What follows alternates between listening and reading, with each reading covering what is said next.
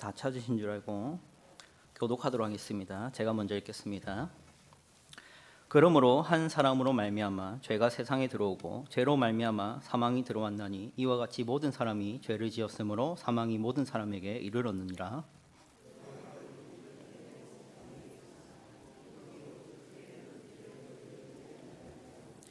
그러나 아담으로부터 모세까지 아담의 범죄와 같은 죄를 짓지 아니한 자들까지도 사망이 왕노릇하였나니 아담은 오실자의 모형이라.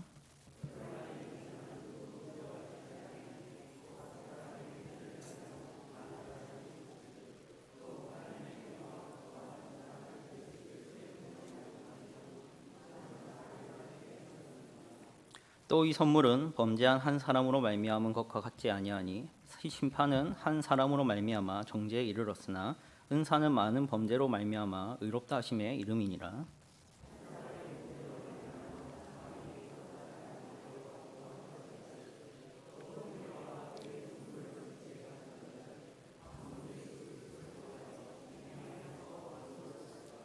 그런즉 한 범죄로 많은 사람이 정죄에 이른 것 같이 한 의로운 행위로 말미암아 많은 사람이 의롭다 하심을 받아 생명에 이르렀느니라.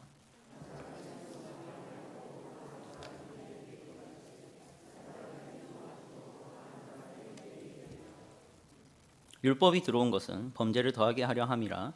그러나 죄가 더한 곳에 은혜가 더욱 넘쳤나니. 함께 읽겠습니다. 이는 죄가 사망 안에서 왕노릇한 것 같이 은혜도 또한 의로 말미암아 왕노릇하여 우리 주 예수 그리스도로 말미암아 영생에 이르게 하려 함이라. 아멘. 지난 설교 때부터 살피기 시작한 로마서 5장의 내용은 이신칭의 다음에 이야기 드립니다. 이 삶은 지난번에 말씀드렸다시피 구원의 확실성 위에 서 있는 삶이라고 말씀드렸습니다. 구원의 확실성 위에 서 있는 삶이 무엇입니까? 우리는 구원받기로 결정된 이후의 신앙생활을 하고 있는 것이라는 겁니다. 그렇기 때문에 신앙생활이 불안함이 있거나 신앙생활에 구원에 대한 의심이 혹은 구원에 대한 불안이 있을 수 없다. 이것이 구원의 확실성입니다. 믿음으로 구원받는다는 것이 그런 확실성을 반드시 전제합니다. 왜 그러느냐 했을 때 제가 말씀드린 게 무엇이냐면 하나님의 고집이 십자가를 지게 한 것이니까, 그 고집은 꺾을 수 없으니까, 그 고집은 우리를 넘어서니까, 우리의 범죄도 그분의 고집을 꺾을 수 없으니까 취소할 수 없고 다시 회수될 수 없는 구원, 그래서 확실하다, 이 말씀 드렸습니다. 그래서 우리가 적용했던 말씀이 무엇입니까? 교훈은 이렇게 받았었죠. 넉넉해져야 된다고 했습니다. 나 자신에게 넉넉해져야 되고 남들에게도 넉넉해져야 된다 했습니다. 자신에게 넉넉해져야 되는 게 뭡니까? 이런 적용이 적절할지 모르겠는데 그런 말이 있다 합니다. 골프장에 가서도 회개기도 하고, 골프장에 가서도 하나님을 찾고, 골프장에 가서도 하나님 때문에 눈물 흘리며 괜찮다는 겁니다. 근데 우리는 보통 안 그러죠. 내가 이런 인생 사는데 내가 구원받은 게 맞나? 일이 나갑니다. 그렇지 않다고요. 하나님의 고집은 우리의 실수, 우리의 넘어짐, 우리의 불순종, 우리의 하나님에 대한 신앙 없는 모습들을 넘어선다. 그래서 우리는 넉넉해져야 된다, 스스로에게. 남에게도 넉넉해져야 했죠. 왜 넉넉해져야 된다 했습니까? 인상 찡그리지 않아도, 화내지 않아도, 내가 윽박 지르지 않아도 하나님이 이 사람을 책임진다는 믿음, 그 믿음 때문에 우리는 이 사람이 불신자 같고 이 사람이 너무나도 지옥 갈 사람처럼 행동하더라도 기다려주고 참아주고, 하나님이 우리를 넉넉히 기다리신 것처럼 우리는 그 하나님을 보여줘야 된다. 그래서 인상 피고 말하자, 이렇게 교훈을 받았었습니다. 오늘은 나머지 5장의 말씀을 살피고자 합니다. 오늘 로마서 5장 12절부터 21절까지의 말씀을 살피기에 앞서 본문을 잠깐 설명을 드리도록 하겠습니다. 세 가지로 단락을 구분할 수 있습니다. 첫째는 12절부터 14절이 한 단락입니다. 그리고 15절부터 17절까지가 하나의 단락입니다. 그리고 18절부터 나머지 21절까지가 하나의 단락, 이렇게 세 개의 단락으로 나눠집니다. 그런데 이 세 개의 단락이 그냥 읽으면 이해가 잘 안 됩니다. 왜 그러냐면은 바울이 지금 순서대로 말하고 있는 게 아니기 때문이죠. 이런 거죠. 비유로 말씀드리겠습니다. 내가 있잖아, 저녁에 밥을 먹었어. 그런데 잠깐만, 내가 무슨 밥을 먹었냔 말이야. 스테이크를 먹었단 말이야. 다시 말할게. 그래서 저녁에 밥을 먹었는데 이 사람을 만났지. 이렇게 못 알아듣는 표정이신데. 그러니까 한마디 해놓고선 그 말에 대한 정보를 좀 더 설명하고 다시 12절 얘기에서 이어지는 얘기를 했다는 겁니다. 그래서 12절, 13절, 14절이 이어지는 내용이 맞는데 12절 내용이 어려우니까 그 설명이 위해서 13절, 14절이 있는 거고 15절, 16절은 14절에 대한 설명이고 그리고 18절은 12절로부터 이어지는 18절, 19절 내용이라고 이해하시면 됩니다. 어려우니까 같이 좀 들어가면서 좀 더 살피겠습니다. 요점 첫 번째를 한번 생각해 보죠. 첫 번째 단락이 12절부터 14절이라 했습니다. 한번 보십시오. 12절부터 14절입니다. 그러므로 한 사람으로 말미암아 죄가 세상에 들어오고 죄로 말미암아 사망이 들어왔나니 이와 같이 모든 사람이 죄를 지었으므로 사망이 모든 사람에게 이르렀느니라 하고 추가 설명이 13, 14절이란 거죠. 죄가 율법이 있기 전에도 세상에 있었으나 율법이 없었을 때에는 죄를 죄로 여기지 아니하였느니라. 그러나 아담으로부터 모세까지 아담의 범죄와 같은 죄를 짓지 아니한 자들까지도 사망이 왕노릇하였나니 아담은 오실자의 모형이라. 이 무슨 말이지? 그냥 읽으면 잘 이해가 안 되는 말씀 같습니다. 지금 바울이 얘기하고 있는 이 내용은 기독교 인간론의 기초입니다. 인간론의 기초. 그 뭐냐? 기독교는 인간을 어떤 시각으로 바라보고 있냐? 기독교는 사람을 무엇이라고 바라봐야 하는가에 대한 것이죠. 신학적인 표현으로 말하자면 원죄론입니다. 원죄론, 원죄교리라고도 합니다. 이 말이 풀어서 설명하면 여러분도 쉽게 이해하는 겁니다. 모든 사람이 죄인이다. 우리 모두 믿는 교리지 않습니까? 한 명의 예외도 없이 모든 사람은 죄인입니다라고 말하는 그 교리, 이게 원죄교리입니다. 이게 오늘 본문인 것이죠. 그래서 우리는 이 교리에 근거해서 그냥 처음 보는 사람에게도 당신은 죄인입니다 라고 말할 수 있는 겁니다. 하물며 누구에게까지 죄인이라고 이제 지칭할 수 있냐면 이제 태어난, 갓 태어난 신생아도 죄인이라고 말할 수 있는 근거가 원죄교리입니다. 모든 사람이 죄를 타고납니다. 그것이 우리의 믿음입니다. 12절에 한 사람, 12절을 보십시오. 12절에 한 사람은 여러분도 예상하시다시피 누구겠습니까? 아담입니다. 아담. 그 한 사람의 범죄, 그것으로 말미암아서 죄가 들어왔다는 거죠. 그 죄가 세상에 들어오고 뭐도 들어왔다고 말합니까? 사망도 들어왔다고 합니다. 이것이 원죄교리의 아주 중요한 핵심입니다.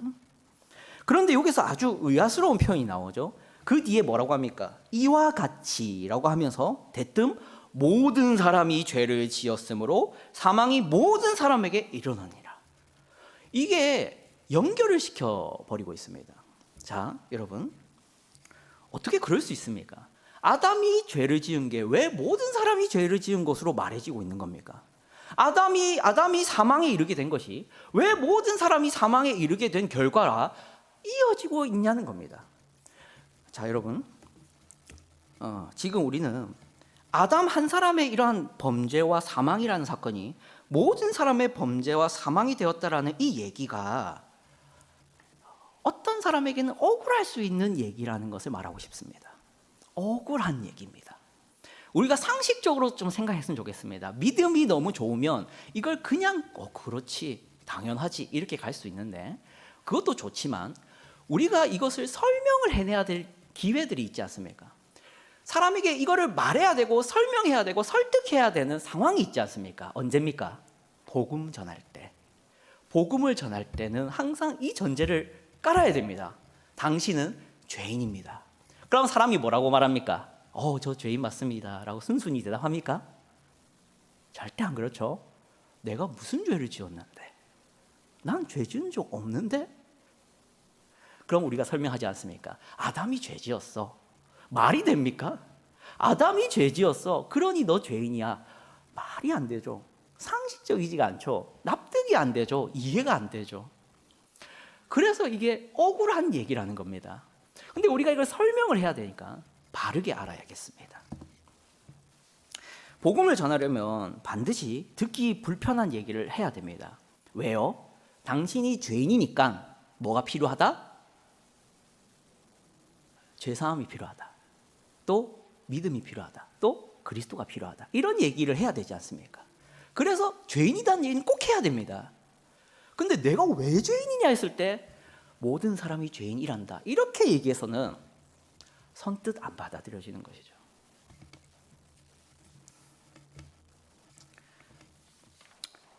바울도 그것을 알고 있는 것 같습니다. 그래서 바울이 설명을 합니다. 그게 13절, 14절입니다. 13절 보겠습니다. 다시 읽어보죠. 같이 읽겠습니다. 시작. 죄가 율법이 있기 전에도 세상에 있었으나 율법이 없었을 때에는 죄를 죄로 여기지 아니하였느니라. 자, 여러분, 그러니까 우리가 이게 범죄를 소송을 하든 어떤 재판을 하든 두 가지가 있지 않습니까? 민사 소송과 또 뭐가 있습니까? 형사가 있지 않습니까?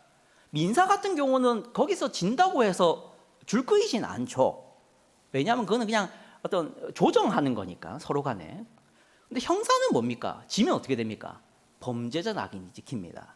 자, 그런데 우리 대부분 인생 살면 민사 소송할 때는 있을지 몰라도 민사적인 갈등을 겪을 때는 대부분 흔하겠지만 형사까지 가는 경우는 잘 없지 않습니까? 제가 잘 몰라서요. 제가 어른의 세계는 아직 잘 모릅니다. 형사는 잘 모릅니다. 그래도 없다 하시니까 그렇게 하겠습니다. 이거 형사는 잘 안 겪습니다. 그렇다 보니까 우리 마음에, 우리라고 하지 맙시다. 우리는 다 그거를 이제 인정하니까 세상 사람들 마음에 당연히 드는 게 뭐냐면 난 형사는 없다. 형사는 안 겪었다. 민사는 있었지만 형사는 안 겪었다. 그러니 난 죄 지은 적은 도저히 없다. 이렇게 되는 거죠. 그런데 이 13절이 뭐라 합니까? 율법이 없었을 때에는 죄를 죄인 줄 몰랐을 뿐 율법을 알면 그게 다 죄였다. 이게 여기에 연결이 되는 겁니다. 민사가 죄가 아닌 줄 알죠? 세상은 민사를 범죄하시고 안 하지 않습니까? 세상은 그렇죠. 근데 하나님의 법은 그럴까요? 우리가 죄로 여기지 않는 거 많지 않습니까? 내가 번 돈 내 마음대로 쓰는 걸 죄라고는 아무도 생각 안 합니다. 그렇지 않습니까? 내가 100만 원 벌어서 11조 내고 나머지 90만 원 내 쾌락 위해서 다 써도 우리는 사실 죄라는 생각 잘 못합니다. 그런데 사실 죄죠. 왜 죄입니까? 우린 청직이기 때문이죠. 그게 하나님 법 아닙니까? 하나님의 법의 기준은 너무 높습니다. 죄인이 아닌 사람이 없습니다. 하나님은 어디까지를 보십니까? 사람은 외모를 보거니와 나 여호와는 중심을 보느니라. 그래서 무섭습니다. 하나님의 법은 간음하기 전에 속으로 음욕을 품은 자마다 이미 간음했다라고 생각합니다. 그래서 율법이 오면 죄입니다. 그래서 민사소송으로 변명하는 사람이 변명을 못하게 하는 거죠. 이게 바울이 13절에서 얘기하고 있는 겁니다. 변명하지 마라. 자, 그러면 이런 얘기를 하면 아까 그 어떤 나는 죄 안 지었다 하는 사람이 그래 생각해 보니까 율법에 빗대서 생각해 보니까 그래 나는 죄인이다. 거기에 해당은 되겠네. 그러면 여기서 이제 순순히 인정이 되냐면 인정이 또 안 되는 것 같습니다. 그러니까 사도 바울이 14절 얘기하는 거겠죠. 그러니까 인정이 어떻게 안 되느냐? 그래 율법을 보니까 나는 안 지킨 것 같네. 근데 세상 어딘가에는 나보다 더 의로운 사람이 있지 않겠냐? 나보다는 더 의로운 사람, 나보다는 더 나은 사람이 있어서 이 율법에 조촉 안 되는 사람 있지 않을까? 하는 좀 말도 안 되는 치사한 얘기를 합니다. 그래서 우리의 입을 막으려고 하죠. 그래서 사도 바울이 14절 얘기합니다. 14절 보겠습니다. 함께 읽겠습니다. 시작. 그러나 아담으로부터 모세까지 아담의 범죄와 같은 죄를 짓지 아니한 자들까지도 사망이 왕노릇하였나니 아담은 오실 자의 모형이라. 아멘. 아담의 범죄와 같은 죄를 짓지 아니한 자들. 이거 아주 중요한 표현입니다. 생각해 보십시오. 우리는 선악과를 따먹지 않았지 않습니까? 나는 그 범죄 안 했지 않습니까? 그러면 나는 아담의 범죄를 저지른 적은 없습니다 라는 얘기를 하는 그 모든 사람들이 여기에서 말해지고 있는 사람입니다. 자, 그런데 뒤에 뭐라고 합니까? 그런 자들까지도 뭐가 왕노릇했다? 사망이 왕노릇하였나니. 이게 중요한 표현입니다. 왕노릇한다는 말이 무슨 의미처럼 들리십니까? 왕이 뭡니까? 지배하는 겁니다. 그럼 누가 지배를 한다는 겁니까? 사망이 지배하게 되었다는 겁니다. 사망이 그럼 누구를 지배합니까?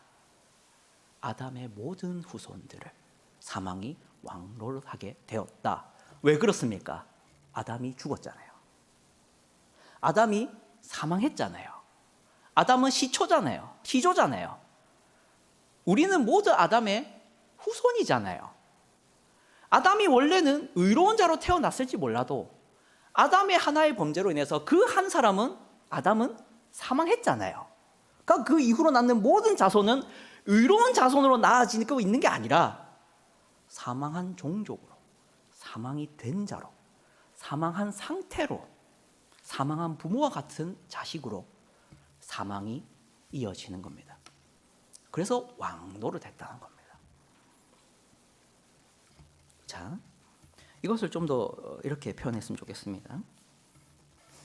우리는 이렇게 생각해 보면 좋습니다. 우리는 자칫 잘못하면 어떤 특정한 범죄를 두고 하나님께서 진노하신다고 생각할 수 있습니다. 이런 것이죠. 내가 물건을 훔쳤으니까 하나님이 진노하신다. 내가 누군가를 속으로 욕했으니까 하나님이 진노하시고 있구나. 내가 이기적으로 사니까 하나님이 진노하시겠거니. 이런 특정한 범죄에 대해서 하나님이 진노를 선언하시고 심판을 선언하신다고 오해하실 수도 있습니다만, 하나님이 진노하시는 본질적인 근본적인 원인은 상태입니다. 우리의 처지입니다. 우리의 수준입니다. 우리의 신세라고도 할 수 있습니다. 제가 금쪽 같은 내 새끼라고 아십니까? 제가 TV는 안 보는데요, 금쪽 같은 내 새끼는 챙겨봅니다.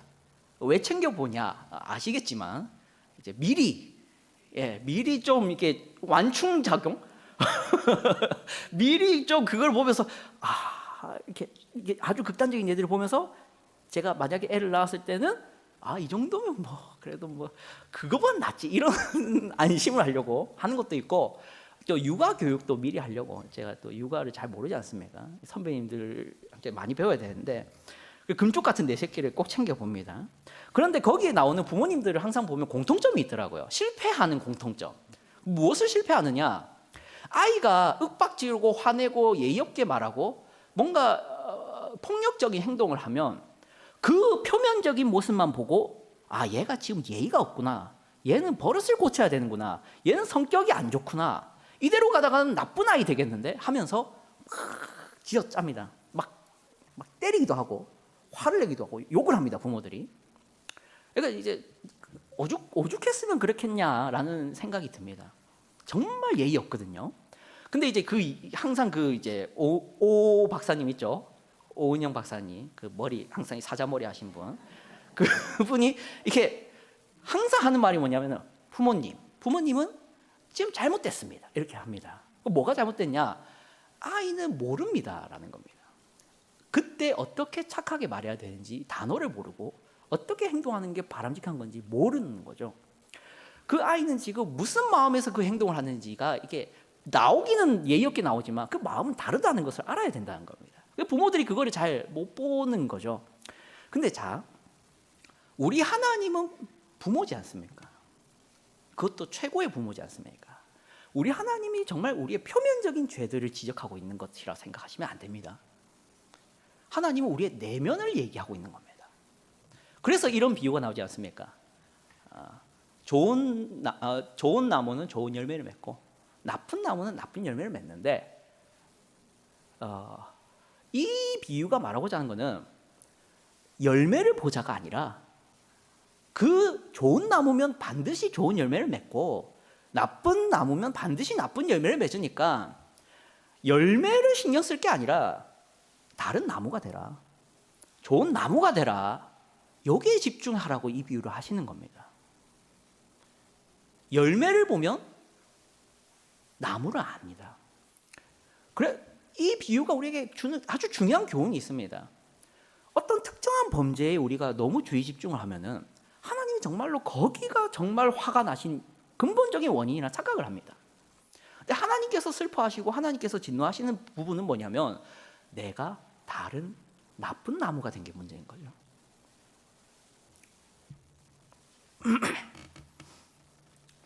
우리가 창세기 2장의 얘기를 한번 생각해 봅시다. 창세기 2장에 하나님께서 사람을 만드실 적에 무엇을 따라 만들었다 합니까? 하나님의 형상을 따라서. 그래서 인간은 하나님의 형상으로 지어졌지 않습니까? 근데 그 하나님의 형상이 무슨 사건 때문에 망가집니다. 무슨 사건입니까? 선악과죠. 선악과 사건 자체에 집중을 할 게 아닙니다. 하나님의 형상이라고 만들어 놓은 이 작품이 우리의 행위로 말미암아 어떻게 된 겁니까? 망가졌습니다. 하나님의 슬픔은 거기에 있는 겁니다. 자식을 낳았더니 식물인간을 만들어서 돌아온 겁니다. 그게 화가 나시는 겁니다. 예를 들어보죠.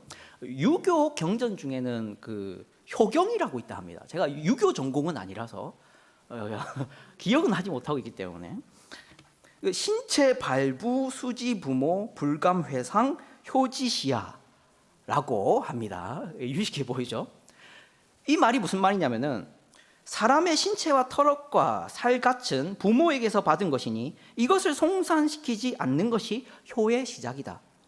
그래서 유교 시대라고 할 수 있는 조선 사회에서는 가장 최악의 범죄가 뭐냐면 부모보다 빨리 죽는 겁니다. 그게 아니면 부모가 준 몸을 훼손하는 것. 그것이 최악의 죄로 여겨졌던 사회적 풍토였답니다. 이것을 이렇게 가져와 보죠. 어떤 부모의 자식이 있는데 그 자식이 불량된 겁니다. 그래서 도둑질도 하고 남의 것도 빼앗고 폭력도 행사해서 자주 이제 감옥에 가기도 하고 경찰에 잡혀가기도 합니다. 그런데 이 자식이 아들이랍시다. 아들이 어느 날 보니까 교통사고가 나서 병원에 실려온 겁니다. 그래서 들은 소식이 식물인간이라는 것을 의사에게 들은 것이죠. 이 부모가 지금 무엇이 가장 가슴 아플까요? 도둑질한 것이 가장 가슴 아프겠습니까? 우리 아들이 폭력을 행사한 게 가장 가슴 아프겠습니까? 우리 아들이 누군가의 것을 빼앗은 것이 가슴 아프겠습니까? 식물인간 만들어 놓은 것이 가슴 아프죠. 우리 하나님의 가슴 아픔의 지점이 어딘지를 다시 생각하십시오. 하나님은 무엇에 진노하시냐면 내가 형상이라고 만들어 놓은 내 자식이 죄를 지어서 이제는 사망이 왕노릇하는 인생이 되어버린 것. 거기가 하나님의 진노의 지점입니다. 슬픔이자 진노입니다. 왜냐하면 사망은 하나님과 함께 할 수가 없습니다. 모든 사람이 죄를 범하였음에 하나님의 영광이 이르지 못하더니 하나님과 함께 할 수 없는 신세, 식물인간, 그게 돼버린 것이죠. 그래서 이렇게 생각해 볼 수 있는 겁니다. 그래서 명백히 형사죄를 짓지 않았고 명백히 율법을 범한 적이 없는 것 같은 인생일지라도 죄인이라고 말할 수 있는 겁니다. 왜요? 망가져 있으니까. 죄를 지을 기회가 없을 뿐 언제라도 죄를 지을 수 있는 아슬아슬함, 불안한 상태. 죄를 지을 기회만 준다면, 사람들의 시선을 걷어놓기만 한다면 언제라도 쉽게 죄를 지을 수 있는 그 약한 상태. 그게 하나님이 원래 만들어놨던 인간입니까? 하나님이 원래 인간을 그런 아슬아슬한 상태로 만들어놨다고 생각하십니까?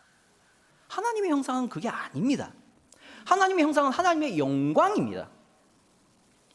근데 인간은 지금 보십시오.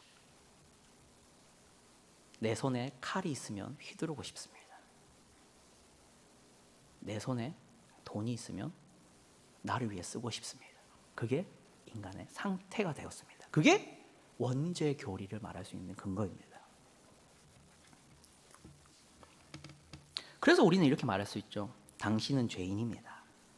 당신은 이미 죄를 지었을 뿐만 아니라 앞으로도 반드시 죄를 지을 겁니다. 그러니 어서 회개하십시오. 믿으십시오. 예수 그리스도 믿는 길 외에 다른 희망이 있다고 생각하지 마십시오. 예수 믿어야 됩니다. 어떤 사람이 들으면 허무맹랑하고 거만한 얘기 같은 이 얘기가 진리인 이유가 사망의 왕노릇 여기에 있습니다. 여기서 한 가지 적용해 볼 것이 있습니다. 당신은 죄인입니다라는 얘기를 가장 듣기 싫은, 듣지 못하는 부류가 종교인들이죠.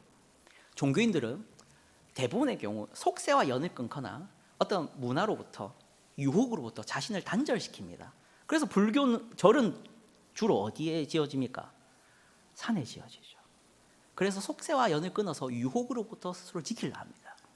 자, 그런데 그것은 죄를 지을 기회를 막는 것이지 내가 의인이 되는 건 아닙니다. 내려오면 죄 짓는 똑같습니다. 이것을 기독교인들이 그대로 사용할 수 있는 것이죠. 어떻게 사용할 수 있습니까? 죄 안 지을 환경을 조성하는 겁니다.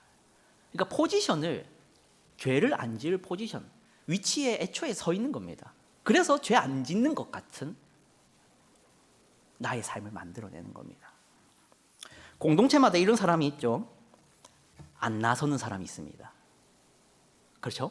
공동체마다 안 나서는 사람들이 있습니다. 공동체는 항상 책임지는 자리라는 게 있지 않습니까? 리더를 하든 뭐 임원을 하든 하면 잘하면 본전, 못하면 욕 듣는 그런 일들이 있습니다. 그래서 그런 자리는 잘 안 나서죠. 왜 안 나설까요? 이런 것도 있는 겁니다. 그러다가 그 뭐죠? 바닥이 다 드러나는가? 안 나서는 겁니다. 내 죄가 발가벗겨지는 게 안 봤으면 좋겠는 겁니다.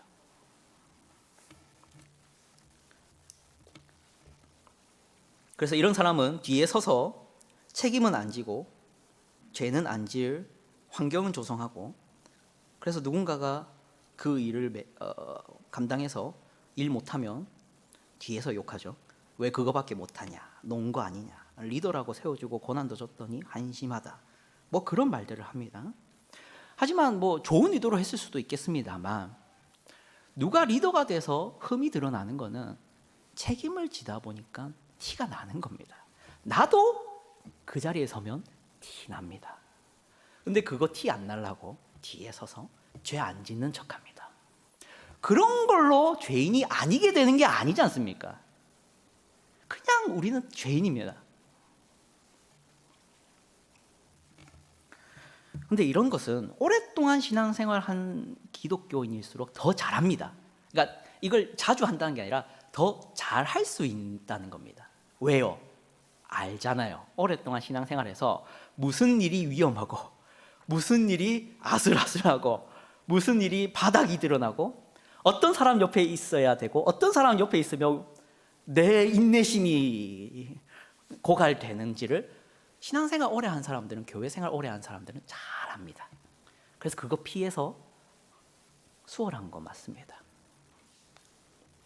무조건 그런다는 게 아니라 잘 할 수 있다는 겁니다. 알아서. 그리고 이런 사람들은 정말 위험하게도 죄를 안 지었다고 죄인이 아니라는 착각을 하죠. 그게 문제라는 겁니다. 상태가 문제인데 내가 특정한 죄를 안 지었으니까 괜찮다 착각합니다. 그게 독입니다. 이게 원죄의 교리죠.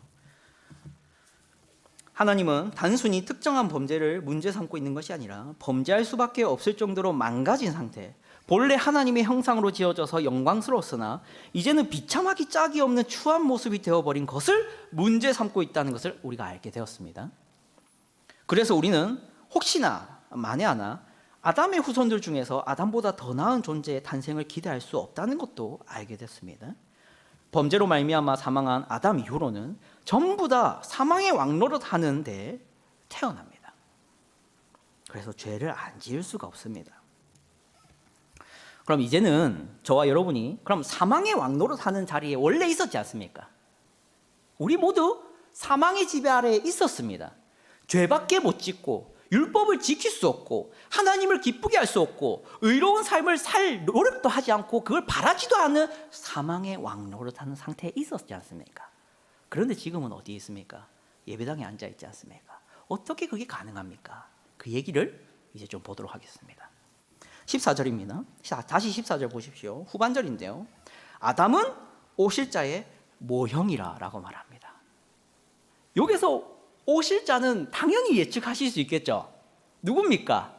예수 그리스도입니다. 뒷구절 봐도 이제 예수 그리스도가 등장합니다. 자, 그런데 의아스러운 거는 모형이라죠.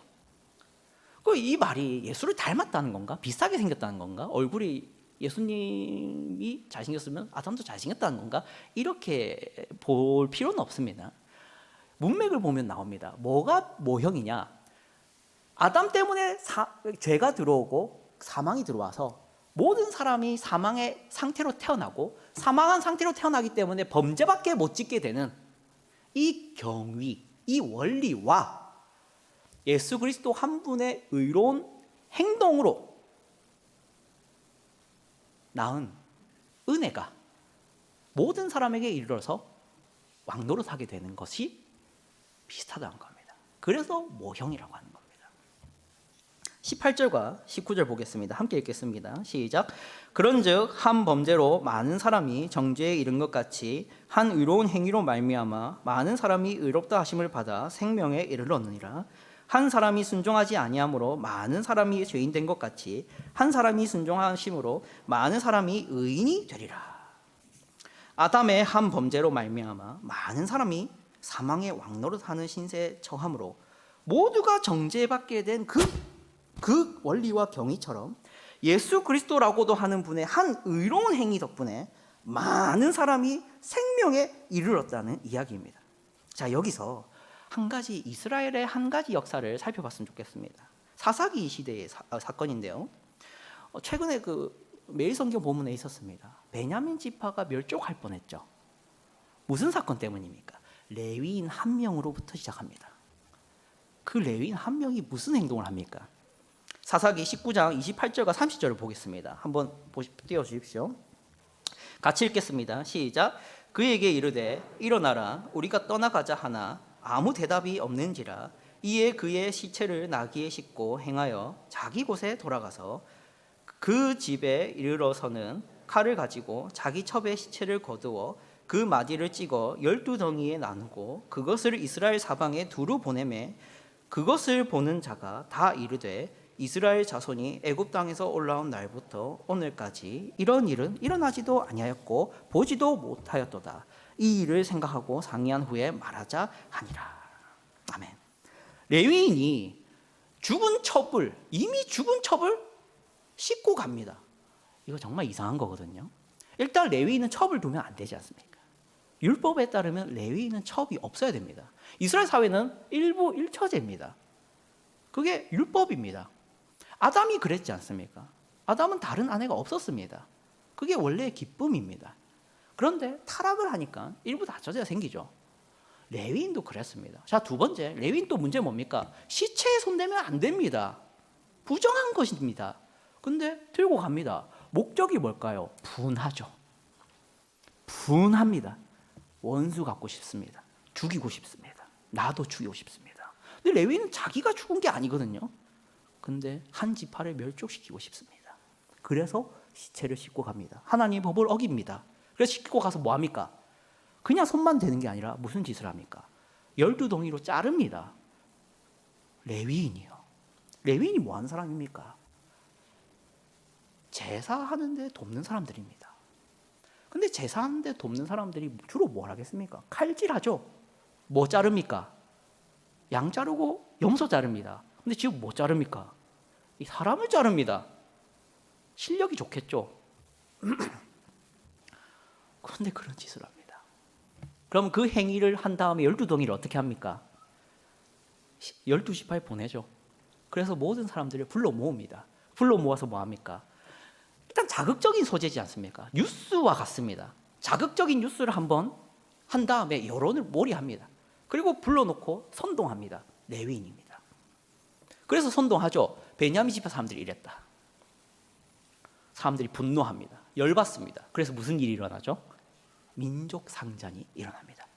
그래서 몇 명 남습니까? 베냐민 지파 600명 남고 다 죽습니다. 남은 것은 하나님 은혜죠. 근데 다 죽습니다. 한 사람의 행위로 많은 사람의 죄가 퍼집니다. 이게 아담의 행위입니다. 우리가 모두 그렇게 됐습니다. 자, 그런데 우리는 성찬식 때 뭘 합니까? 예수 그리스도의 살과 피를 우리 모두 나눠 먹습니다.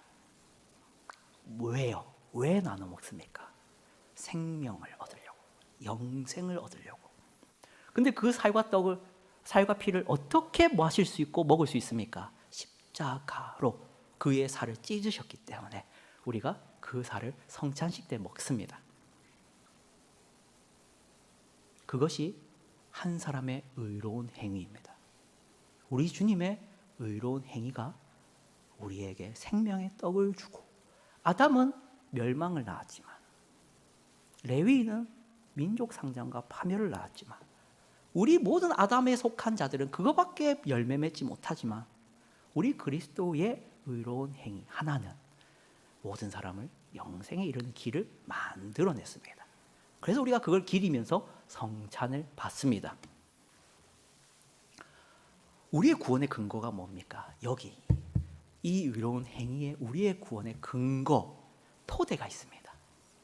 그리고 이 토대는 설교 시작 전에 말씀드렸지 않습니까? 하나님의 고집입니다. 하나님의 사랑입니다. 이 사랑과 고집은 우리의 범죄보다 큽니다. 하나님의 고집과 사랑은 우리의 멸망할 행동들보다 더 강력합니다. 그래서 여러분은 적극적으로 죄를 짓더라도 하나님의 선택을 취소시킬 수 없습니다. 그것이 5장의 이야기입니다. 로마서 5장은 우리에게 위로를 줍니다. 하나님의 위로입니다. 우리는 날마다 나의 범죄와 나의 비참함과 나의 실패와 나의 불순종을 보면서 눈물이 납니다. 그런데 우리 하나님은 우리의 눈물을 닦아주기 위해서 뭘 합니까? 내가 너희를 위해서 이 행위를 했지 않니? 를 설득하는 겁니다. 내가 너희를 위해서 너희가 죄인일 때 죽었잖니? 본문을 보겠습니다. 로마서 5장 8절과 10절을 다시 보겠습니다.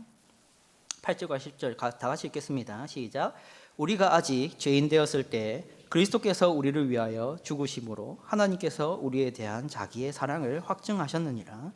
그러면 이제 우리가 그의 피로 말미암아 의롭다 하심을 받았으니 더욱 그로 말미암아 진노하심에서 구원을 받을 것이니. 10절 읽겠습니다.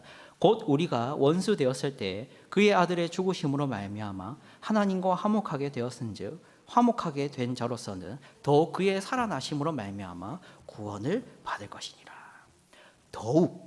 더욱 그의 살아나심으로 말미암아 더욱 구원을 받을 것이니. 확실성입니다. 우리가 믿음으로 구원받았다는 게 얼마나 복된 것인지를 다시 재점검하십시오.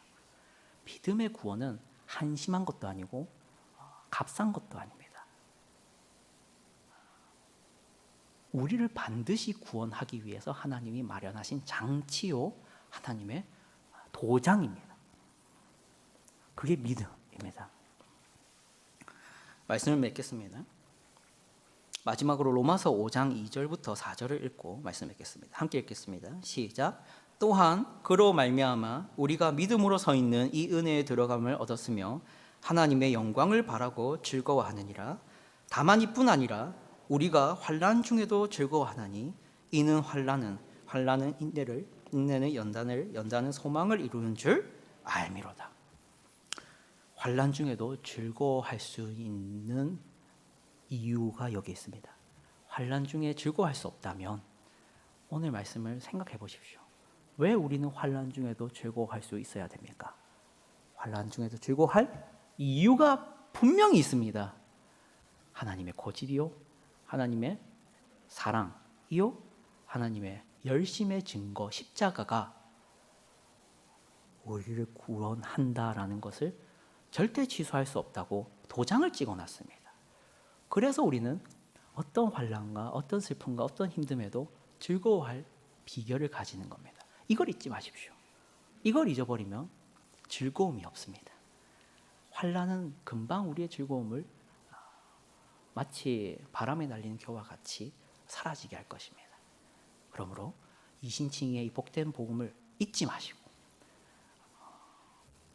그리스도 외에는 우리의 유일한 소망이 없다는 것, 희망이 없다는 것을 기억하셔서 언제나 즐겁게 행복하게 주 안에서 자유하게 주 안에서 복되게 주 안에서 따뜻하게 주 안에서 표정을 환하게 신앙생활 하시는 여러분 되시길 주님의 이름으로